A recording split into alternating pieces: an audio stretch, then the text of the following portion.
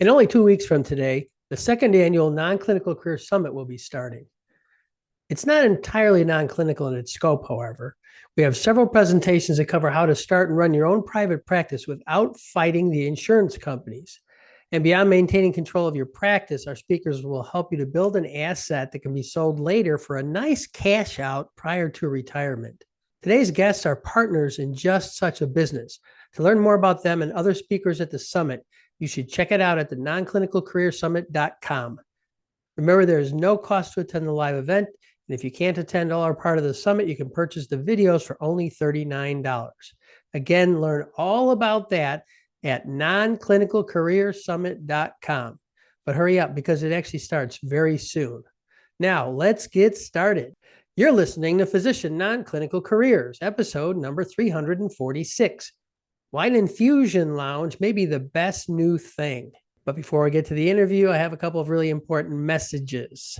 First, I want to remind you that this podcast is sponsored by the Physician Executive MBA program at the University of Tennessee, Knoxville's Haslam College of Business. In less than 1 calendar year, this program will equip you with valuable business acumen and leadership development not found in the traditional medical school curriculum. Are you ready to join the longest-running physician-only MBA program in the country in a network of nearly 1,000 PEMBA graduates? Contact Dr. Kate Atchley's office at 865-974-6526 or go to nonclinicalphysicians.com/physician MBA. Dr. Jennifer Allen is a family physician who has run her own cash-based private practice for the past 7 years, where she focuses on treating the entire family without the intrusion of insurance companies. In addition, she's the founder of an Infusion Lounge. Prior to becoming a physician, she was a nurse and family nurse practitioner. In addition, she is the co-founder of an Infusion Lounge. And prior to becoming a physician, she was a nurse and family nurse practitioner for 15 years. My other guest is Kimberly Lowe, a nurse who has worked in a variety of settings from laboring mothers and caring for acutely ill babies in the neonatal intensive unit to lead functional medicine nurse for an integrative clinic in St. Louis. Today, they join me to explain how they came together to jointly open a new Infusion Lounge 4 years ago and why it is such a wonderful venture and where their business is today. Let's get to it. Today's guests have not been on the podcast before, but they are both speakers at the upcoming summit that I mentioned at the introduction of this episode today. And I thought it would be helpful to bring them on, introduce them to you, and hear about what they're up to, give you a little groundwork for the summit, which is in April. And especially, I'm really happy to have them here because I've been fascinated by healthcare professionals who have found new ways to deliver care or deliver healthcare in new ways that does not involve insurance companies. So there are different ways of doing that. We're going to learn a bit about that today. So with that, I would like to welcome Dr. Jennifer Allen and Ms. Kimberly Lowe. Welcome to the podcast. Hi, thanks for having us. This is going to be fun. I'm going to learn a lot because this is one area where I think I've had one guest that talked about DPC about 2 years ago and other associated sort of cash-based practices. So we're going to learn a lot today. So the first thing I'll ask you both is to take turns and tell us about each of your backgrounds, your training, and maybe a little bit about your work history. And then we'll get into how you got together. Okay, well, I'll go first. So I'm Jennifer Allen. I'm a family physician, board certified. I started as a nurse back in the early 90s. Life sort of intervened. I was going to WashU with the idea of going to medical school. And I sort of had a midlife crisis at 20 and was like, no, I don't want to do that. So I left school for a year, did a few things. When I was ready to come back, I graduated with my degree and I didn't know what I wanted to do. So I did medical research. Then I was cooling my heels and was bored and still didn't want to go to medical school at that time. So I became a nurse, and that was great. I was a nurse for about 9 years, and then I became a nurse practitioner. I did that for 9 years. And then an amazing thing happened that would be a topic, I guess, for another time. I was given a gift to go to medical school. And so a patient of mine really wanted me to be a doctor, and she said if I would go back, she would pay for it. So wow. So I did. And then I did my residency at Mercy Family Medicine in St. Louis, and went back into hospital-based practice after that. I hated it. I love my patients, but I couldn't deal with the mess that is. And so I had learned about direct primary care along the way, which is membership-based practice. We don't bill any insurance. Our patients join our practice as members and pay a monthly membership fee and get basically all the primary care I can give them. Kind of like Netflix, you pay your bill, you rent movies, and you don't have to pay at the time of service. So that experience got me out of the system. There's a lot of healthcare knowledge that we are not exposed to when we are in the box of traditional Western healthcare that is controlled by the powers that be. And so in that knowledge gathering, I learned about other things like IV nutrition and hormone therapy and things like that. And then I met Kim, and we had some similar ideas. And so we joined a partnership, and that's where the well came from. So mine's not nearly as exciting. I was a nurse. I've been an RN now for, I guess, going on 16 years. I graduated first with my associate's degree in nursing, went straight into the workforce at the hospital. I started out in labor and delivery, newborn care, had worked at some big hospitals. I worked at smaller hospitals. I decided to go back and get my bachelor's degree in nursing in 2015. I too, like I said, had the whole experience, the hospital experience. I loved my job. I loved my patients, but the bureaucracy of it all was just a little too much. So I ended up going to work for an integrative medical physician down in St. And it was a fantastic time in my life because I learned so much. And he wasn't necessarily direct primary care, but he had the same fashion of ideas of how we do things here. So we do the IVs and the hormones, and also the direct primary care portion of it where you come in for regular clinical visits. So I learned a lot there, and just, it's an hour commute back and forth, and I got tired of that life. I did during COVID work for a very short amount of time, just prior to COVID, I should say, starting. I worked for the insurance company as a case manager because I thought that would be a great way to work at home and to help raise my kids and things as they got older.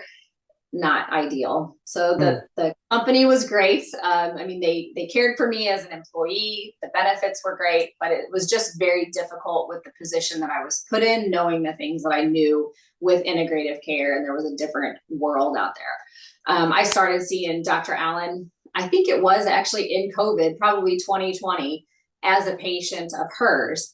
And I wanted to get out of the world of doing insurance and case management and all of that stuff. And I came to her with this idea, and I said, hey, I have all this unused, untapped potential and skill.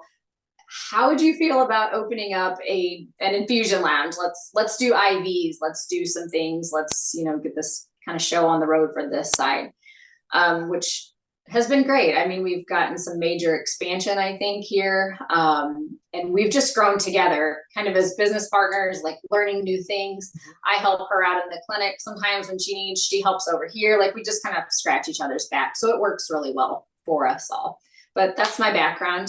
Not as exciting, but it's just a lot. No, it's good. I mean, it's, we all have different stories. And so you were both, working in different ways. And so it sounds like, Kim, you kind of were the one to say, well, maybe we could do something together where we can expand and both benefit from that. So what was it? Was it complicated creating this at the beginning, even from just a legal standpoint? I assume, that you're partners in this in a business sense, as well as in, just socially and so forth.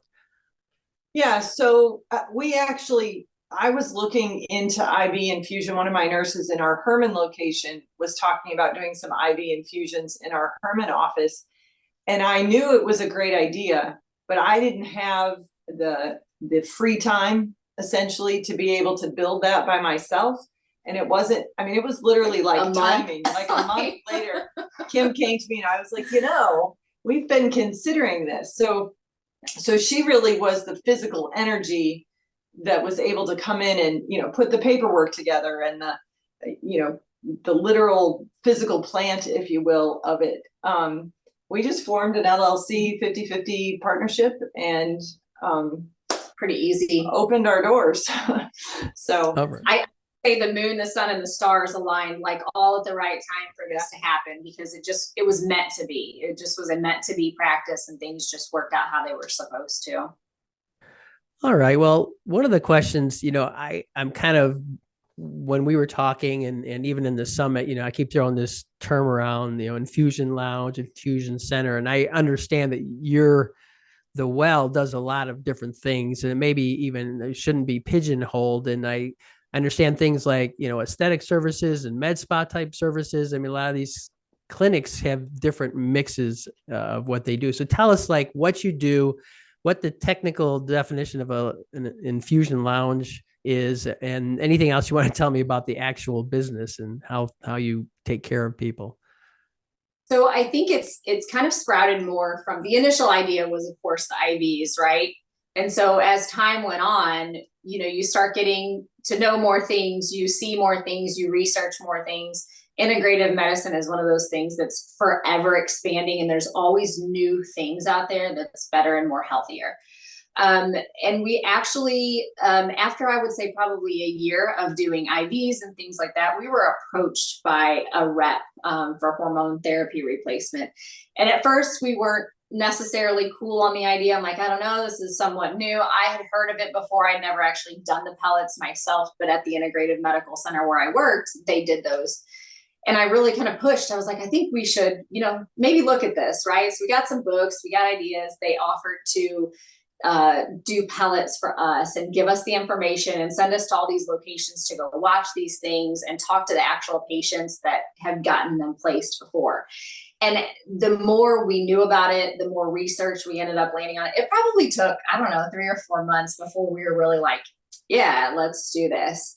Well, and so go ahead. Sorry. That's okay. I mean, again, in my separate journey as the DPC doctor, I was looking for new ways to help my patients be healthier. Mm-hmm. I'm not a box checker. I don't like a lot of big pharma kind of medications. And so I was coming on this information on my own in my other practice with nutrition and hormone replacement therapy. And so I was already learning about it. And literally the rep came in the door one day and was like, hey, what do you think about pellets? And so you either love pellets or you don't. We live in a very, very hormone delineated, culture, and hormones are not bad. But unfortunately, the last generation of us as healthcare providers have been educated that they are bad because of bad science and bad research. And that stuff gets perpetuated. And until you delve in on your own and start learning about these things, we just don't know, we have these preconceived notions. And so I was gaining this knowledge. And again, Marlo walked through the door and I was like, let me look at this, because it's just a different vehicle for the same kind of hormone replacement as patches, creams, and pills that everybody is okay with. So once I realized that it was just a different vehicle and it's not scary and there is a lot of good science behind it, I was like, yeah, let's try this. And so I would say it's probably a different topic for another day, but and maybe even in the summit we can talk about this. But hormones are one of those things that I think are absolutely life-changing for people. I mean, it literally been a life-changing thing in our practice. And just to see people come in and actually tell you that they feel better. We're able to get people off of medications that they've been on for years for anxiety and statins and all of these things that have all these eroding side effects to your body later on in life, all in place of a bioidentical hormone pellet. And so to me, it gives you some really warm and fuzzy feelings that we're actually doing good for people out there. Can you give me one example, just a type of person, client, patient, if you call them patients in terms of with the implants, that what would be like the problem that they have? You identify it. How do you identify it? And then what was the impact of, using the implants? Well, so for a lot of women who are going through menopause, I see it as a continuum. You'll have people who have symptoms early on with the loss of testosterone that starts actually in our early 30s. Women have testosterone. That's the first thing I go, oh, really? Yes, women have testosterone, and it's a very important hormone for us. And when you're coming into your 40s, you start to get the brain fog, you start to get anxiety, you start to get depression. And nobody has a venlafaxine deficiency. Nobody has a Prozac deficiency, right? Right. So when you start looking at those things and how people are interacting in their interpersonal relationships, they're tired, they have no libido, sex doesn't feel good anymore, things like that. That patient, if you could get somebody to open up, they come in and they just say, I don't feel well. And so you have to sort of peel off the layers and figure out what's going on. And then you approach the subject of hormone replacement. And I've had women tell me, you gave me my life back. Wow. And tears streaming down their face. So it's so rewarding to see that. All right. Well, the next question is just kind of a follow-up on sort of the business aspects and just the lifestyle. It's just, you've been doing this, I think, 3 or 4 years. And so just kind of, other than that story, which is a very positive one, like just give me what your sense is, you're feeling about how it's been going. And do you really think, looking back now, that it's definitely been something that you're glad you got into? Yeah, absolutely. I mean, I think we laugh now because we were at another location last year, roughly about this time. And it was an 800 square foot clinic. It was tiny. We were on top of each other. The amount of people that we were seeing was steadily climbing, every day we were seeing more and more. And so we had expanded now to our new location, which is fantastic, 3,000 square feet. The regenerative medicine side, the well side, is on one side, and then we have the primary clinic on the other side with a conjoined waiting room, so our patients feel like they have access to both places. The amount of awareness, I think, has really skyrocketed. And to be honest, the best way that we get patients is word of mouth. People are really happy with our services. We're a small town. I would say we're rural still. We're not a big town. We don't have a Chick-fil-A, if that tells you anything yet. So we're not that big. But we would still have a rural population, and our Herman office is very rural. But I would say our clientele is just continuing going uphill because people are so happy with the services. They come out, they feel better. They don't feel like every time they walk in here, they're just wrote another prescription.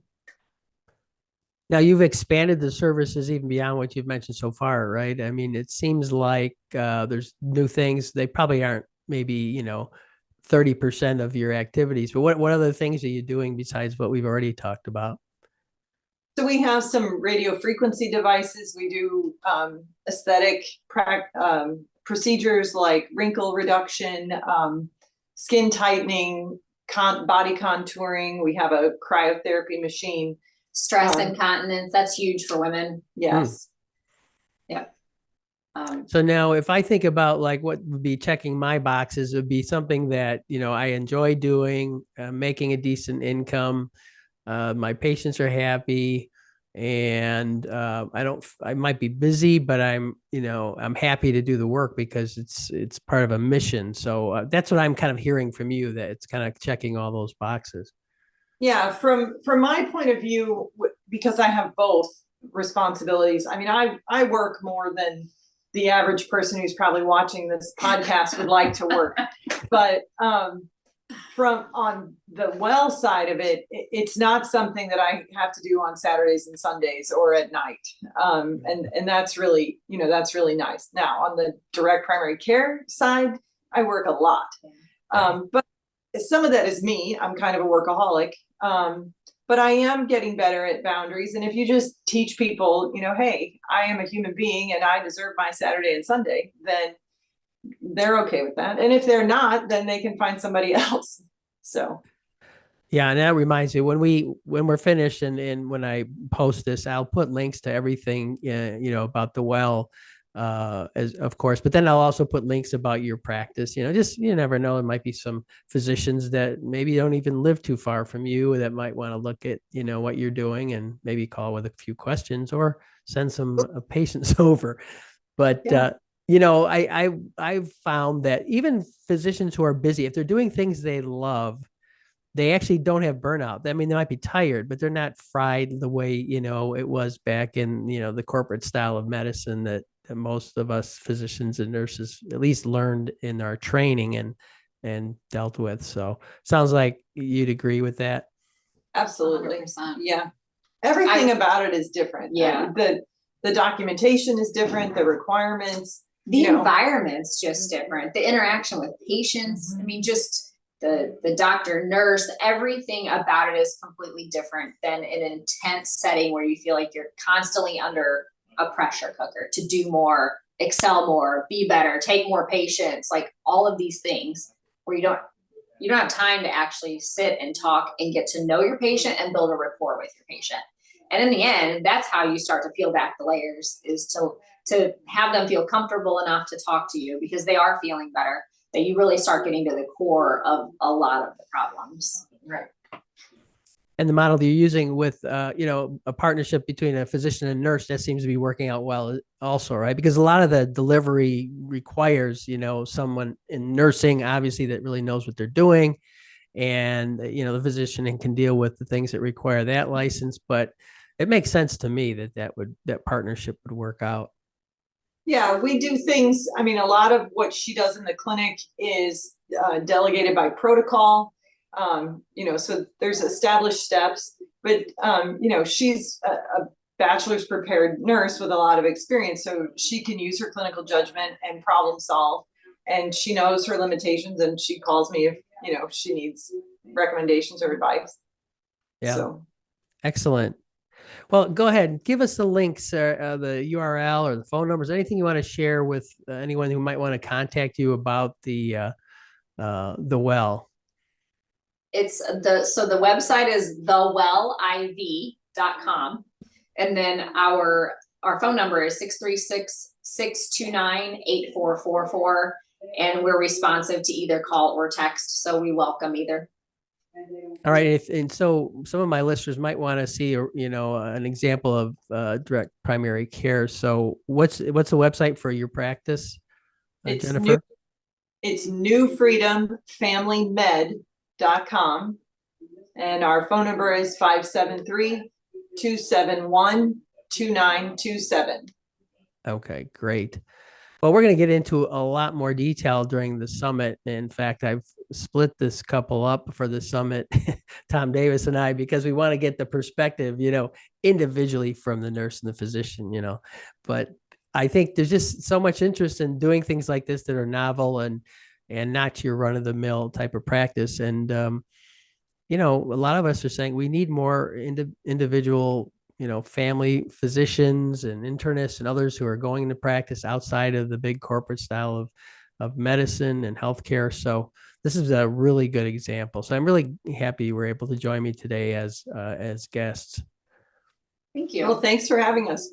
I'm very passionate about it. And I really think that direct primary care could save our healthcare system and keep practicing physicians practicing instead of retiring early, because they can't do it anymore. I think I might put you on the spot right now and tell you that I'm going to definitely invite you to come back and just talk about that topic sometime as someone who's been living it. And so I just throw that out there. So listeners, keep that in mind. If you want to learn about that, we'll get Dr. Allen back here sometime to talk about her practice in more detail. All right. Any last words of advice for our listeners who might be frustrated, upset, burned out, any of the above, and they're just thinking about maybe just leaving medicine completely or nursing for that matter? Any advice? I mean, I was there once. I mean, I thought for sure, I'm like, I'm going to go be a veterinarian or something. I don't know. But I was there, and all I can say is I prayed on it. I thought about it. I found somebody who I knew I could trust. I mean, I think I mean, kind of the same thing. Like Yeah. the burnout was high enough. We wanted something different. We wanted more. I think you keep it simple. You think of an idea of something, that makes sense to you, and then just put one foot in front of the other and see if you can make it happen. It's scary when you keep it in here. Write it down, look around, other people Ask are for doing help. it. I mean, we are more, I have people all the time that ask me, how do you do this? And I'm like, well, it's simple. It's really not that hard. But if you ever want help, by all means, let me know. I don't mind giving you a hand up on something, information you need to get started, or you have the idea, you have the practice, but you're looking to expand on stuff. And we do that quite a bit. I think we have a couple of practitioners that come to us and, hey, we're trying to start IVs. Can you help us figure out where we need to go and what we need to do? So, I mean, just one physician, one nurse helping each other, I think is fantastic. It works out really well. Just be willing to help. Yeah, I think when you're in it, you can't even see the light, that there's an option. And then once you actually break through that and you start, doing it, it's amazing. It's not easy. It's kind of simple in a sense. There's just steps you have to do and it takes work. But I think you're a good example of that, making it work. Okay, well, thank you so much. With that, I am going to say goodbye and thanks again for being here. John, thanks for having us. Bye now. Bye. All right. Excellent. Let me turn the recording off. Are we off record? That was a fairly brief look at the new venture our guest created a few years ago. But if it's intriguing to you, you can learn much more at the upcoming summit that we're calling Clinical Practice. Make it great or move on. In addition to Dr. Jennifer Allen and Kim Lowe, we have another 10 top-notch speakers such as Dr. Dyke Drummond, Dr. Una, Dr. Gretchen Green, and Dr. Tom Davis. Live admission is free, and you can purchase the recordings for a very small fee. And to make it even more useful to you, there are a number of free bonuses, including one of my webinars and 1 month of admission to the Non-Clinical Career Academy membership program for only $1. If you want to check out Dr. Allen's direct primary care website, you can find that at newfreedomfamilymed.com. Jennifer also has a very nice Facebook page for the practice at facebook.com/New Freedom Family Med. Information about Kim and Jennifer's string of infusion lounges can be found at The Well IV. That's THEWELLIV.com, thewelliv.com. And to make things easier for you, you can find those and related links and a transcript of today's interview at nonclinicalphysicians.com/Infusion Lounge. Well, that's it for today.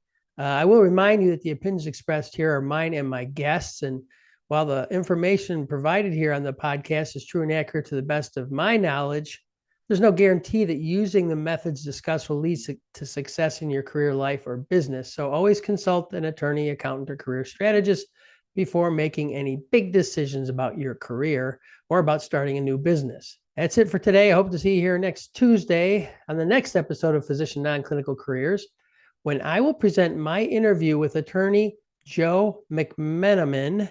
It's Dr. Joe McMenamin, who will give us his unique perspective on being an expert witness. All right, that's it. Bye for now.